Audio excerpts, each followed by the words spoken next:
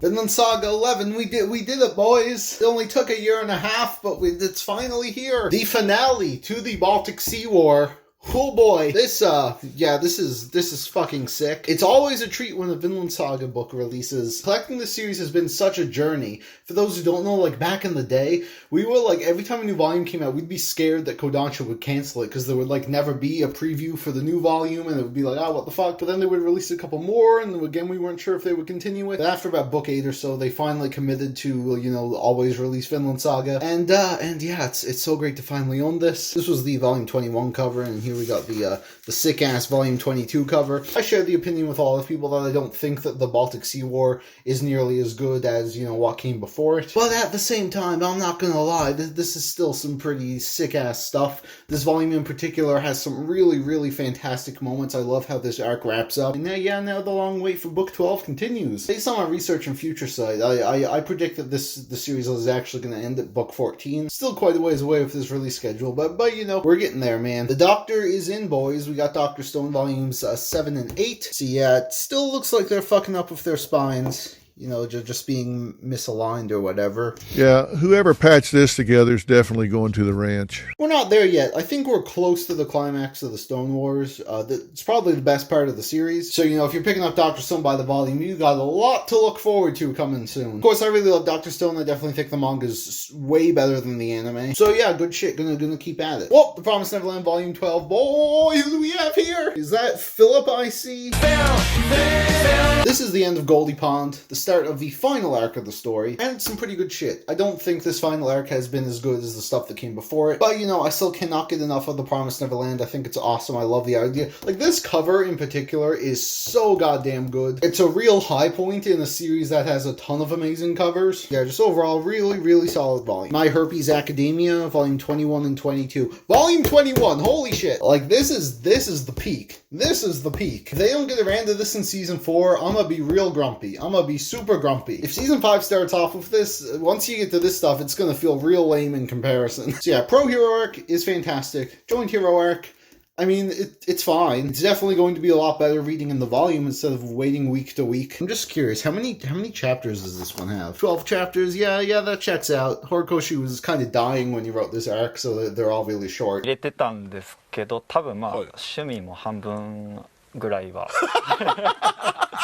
But yeah, some fun stuff. This is one of my favorite covers in the series. This is probably one of the worst. Like, it's just so muddled. You can't even tell what's going on. But, you know, that's just Horikoshi keeping the trend of the inconsistent covers. You know, whatever. At least it doesn't have, like, a fucking sticker with a white outline on it. Time for the intermission. We got some video games to talk about. Witcher 3 Wild Hunt has to be one of my favorite games of all time. So when I heard it was coming to Switch, I was like, that's some bullshit right there. But as it turns out, it's not some bullshit, and it pretty much disproves any argument ever for a game not being able to come to Switch. Like, yeah, there was a huge visual downgrade with this one, but based on experience, this runs as well as the PS4 version. And the fact that, like, you would only ever buy this if you want to play a handheld version of The Witcher, which I do, it's honestly pretty goddamn impressive and amazing, and I just love The Witcher. And if you're a big portable gamer, you really can't go wrong with this one, because it's a really fantastic port. It's, of course, the complete edition. But yeah, I'd really only recommend this one if you're a portable gamer, because playing this one on, like, the TV is ugly as shit.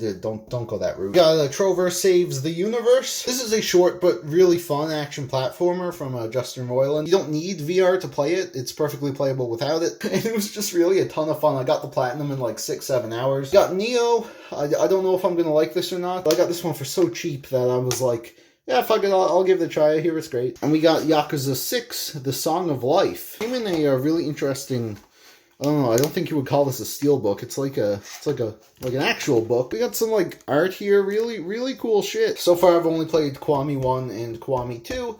But I gotta change that, because I hear Zero's amazing. We got 3 through 5 coming to PS4 soon. And of course 7 is coming out next year. A lot of Yakuza to play. I don't know when I'm eventually going to get around to it all, but, you know, hopefully soon, because I've really had a fun time with what I've played. So I started collecting Stephen King. We got a good bit of stuff here. Wasn't really expecting this at all a few months ago. I wanted to read The Shining and Doctor Sleep, because I was really looking forward to the Doctor Sleep film. And then I just fell down the rabbit hole, I suppose. These are the ones I've read. These are the ones I have yet to read. We also have the Stand, which I'm currently reading, and the entire Dark Tower series, of which I have only read the first book so far. So yeah, I'm becoming quite a Stephen King fan. I really love these books. My favorite so far is probably The Dead Zone, although I've heard a lot of great things about all of these, and based on how The Stand is going, I'm about halfway through. This could easily take the spot of my favorite. I don't plan to get any more until these are read, but you know, just letting you know the type of stuff I'm getting other than manga. 20th Century Boys Perfect Edition Volume 5. We are at the halfway point, boys. Does that mean I'm any closer to finally reading it?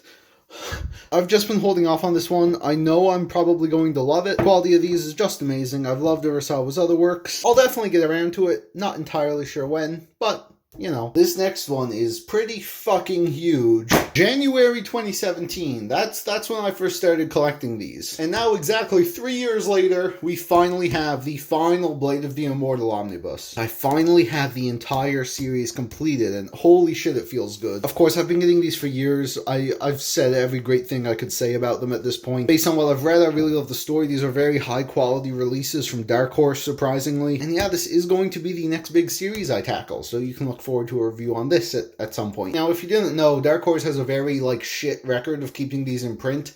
A lot of people, it's completed, they finally want to go out and buy it. Then you realize that some of them, even only having come out, half a year ago, are out of print. Dark Horse they're really a special case, man. I don't even know what to say. So, there you go. Admittedly, not a huge haul. 2 reasons for this. One, of course, my new Stephen King collection I've been focusing on. And for the other, I think we're gonna need to have a conversation about this. So I'm an old man. I've been collecting manga for almost 6 years now, and I've been sharing it with you guys for almost 5. And I'm starting to feel like we are at the end of a journey. Over the years, I've gotten so much joy from collecting manga, reading it and sharing it with you guys, but I'm starting to realize that my drive for collecting manga has run out of steam a little. Back in the happy days of my youth, I would want to own everything. Any series that I liked, I would want to own it, and that's what I would do. I would buy all the things I liked. Didn't matter how many volumes there were, I would get them all eventually, and I was just constantly buying new series. In fact, this is probably one of, if not the only pickups videos where I didn't get a new series. What am I getting at? Well,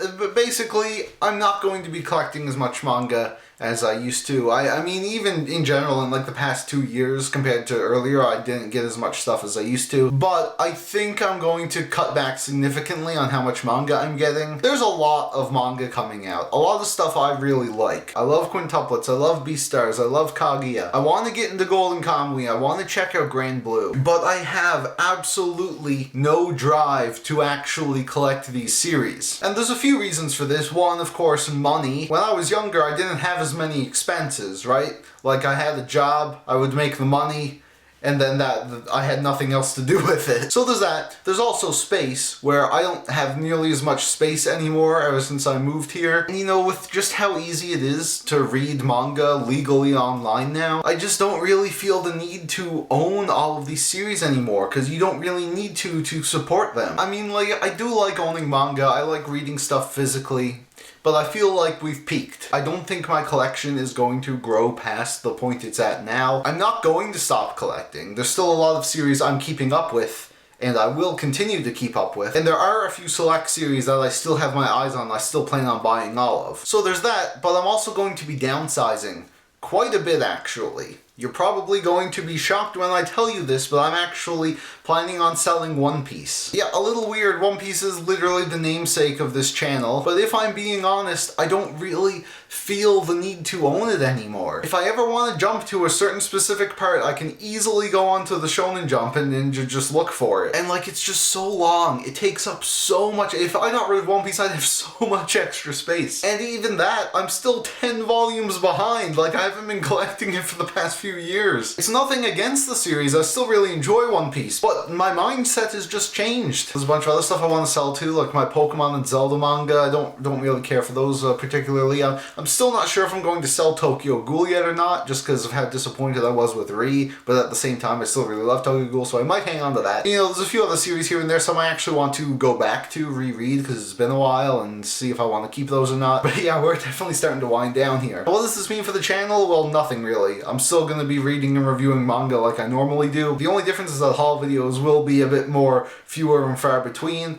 Although probably no more than they already have been this past year. So not much is really going to change, but I'm just letting you guys know, like, I am cutting back a good bit on what I'll be collecting. But before things change, before I downsize the shit out of my collection, I think it's time for one last celebration of it. So next month, for the first time in 2 years, I will be making a collection video. Now, this won't be a normal collection video, at least not for me. I usually, go through them pretty quickly because I have a lot of series to show off. I briefly talk about them. I try not to make them more than around 20 minutes. This one is going to be very different because I think it's the last time I'll be making one, at least for a very, very long time. I figured, let's go all out. Let's have a massive, long-ass, like I'm talking hour-plus collection video where I just sit down, show off my collection, and talk about all of these series in depth. Talk about what I think of them, what I think of the releases, how I started collecting it, why I stopped, or why I keep doing it. It'll just be a really chill, laid-back, reflective video. It's going to be an absolute bitch to record and get out, but I feel like my collection deserves it at this point, before I yeet half of it away. I also have another related video plan that I think is a really fun idea, but I'll keep that a surprise until later. Anyway, that'll do it for this video. I just wanted to give you guys an update on my thought process about this whole thing. You can leave your recent pickups in the comments below, and I will see you all very soon for the next video. Meet a boy named Phil and his family on vacation from the 22nd century. Got a rented time machine and they're on their way to a time way, way, way back in the day. So now he's Phil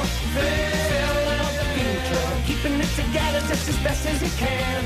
Phil.